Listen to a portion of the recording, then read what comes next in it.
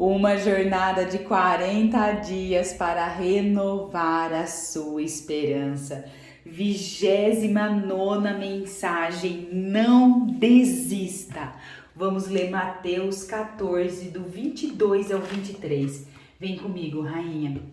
Logo em seguida, Jesus insistiu com seus discípulos para que entrassem no barco e fosse adiante dele para o outro lado, enquanto ele despia a multidão. Tendo despedido a multidão, subiu sozinho ao monte para orar. Ao anoitecer, ele estava ali sozinho. Mas o barco já estava a consideravelmente distância da terra, fustigado pelas ondas porque o vento soprava com ele. Alta madrugada, Jesus dirigiu-se a eles andando sobre as águas. Quando o viram andando sobre o mar, ficaram aterrorizados e disseram: é um fantasma! E gritaram com medo. Mas Jesus imediatamente lhes disse: coragem, sou eu, não tenha medo. O Senhor disse: Pedro, se és tu, manda-me ir ao teu encontro, pois sobre as águas. Venha, respondeu ele. Então Pedro saiu do barco, andou sobre as águas e foi na direção de Jesus. Mas quando reparou no vento, ficou com medo e, começando a afundar, gritou: Senhor, salva-me! Imediatamente Jesus estendeu a mão e o segurou e disse: homem de pequena fé, por que você duvidou?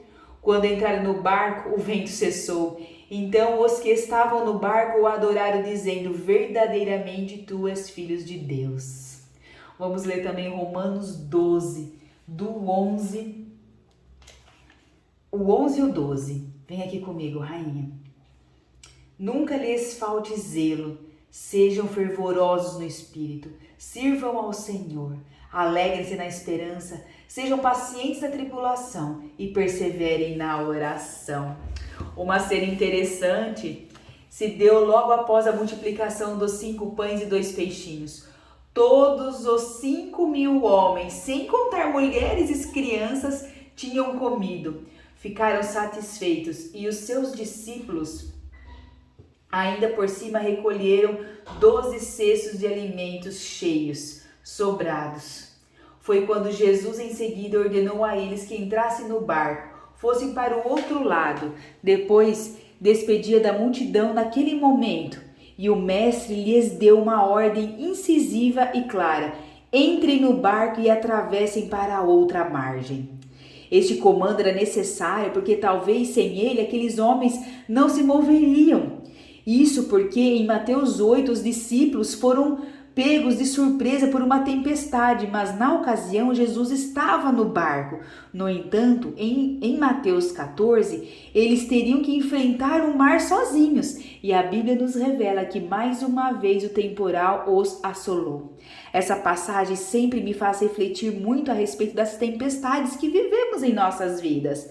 Talvez o pior lugar para estar no momento em que acontece um temporal seja no meio. Porque, querendo ou não, antes ou depois dele temos uma referência, um referencial. Quando o vemos chegando, reunimos a força necessária para correr e nos proteger. E ao percebermos que está indo embora, sabemos, só será necessário aguentar mais um pouco.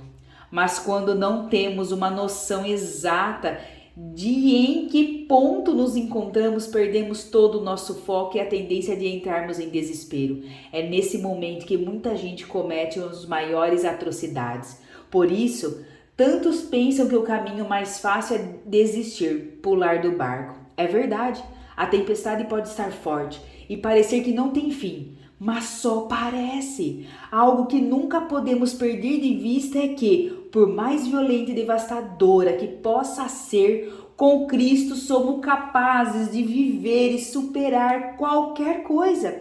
Em Mateus 14, a ordem era ir. Não havia espaço para negociação. Com tempestade, sem tempestade. Com vento ou sem vento, com mar limpo ou mar agitado. A ordem era: vá para o outro lado. Agora, ainda que o temporal pareça pavoroso e descontrolado, o que poderia ser mais forte que uma palavra de Deus? A tormenta?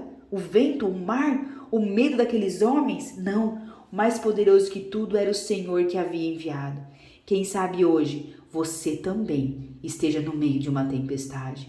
E se for o caso, eu insisto, não pule do barco, não desista, porque se a ordem é chegar do outro lado, você chegará. Continue dentro do barco, pois é ele que ajudará a suportar o temporal. Temos de parar e desistir no meio do caminho. Quantas coisas estavam próximas de acontecer e não se concretizaram porque em vez de tirar a água da embarcação decidimos pular fora. Porque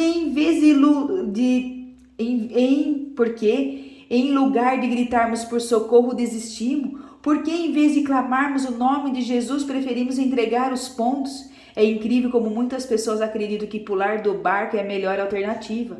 O que não entende é que quando vão embora, a única coisa que tinha como segurança física para se apoiar ficou para trás. Quem decide permanecer tem uma chance de viver o sobrenatural. Foi isso que desenrolou a continuação de Mateus 14.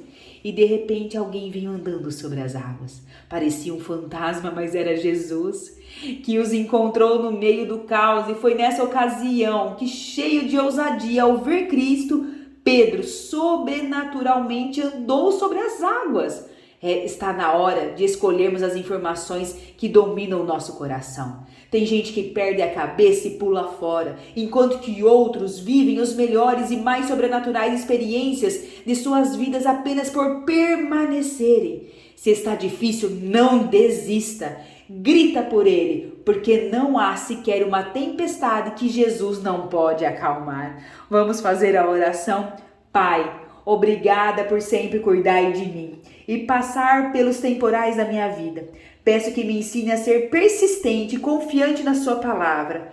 Por maiores que sejam as tempestades que eu possa enxergar com os meus olhos, por favor, ajude-me a ter fé, a continuar e permanecer. Creio que não importa a dificuldade, o Senhor me livrará e ensinará a forma como devo agir. Tenho convicção de que nem ondas, ventos, situações adversas podem me tirar da rota que o Senhor destinou para mim. Em nome de Jesus, amém. Rainhas, não desistam.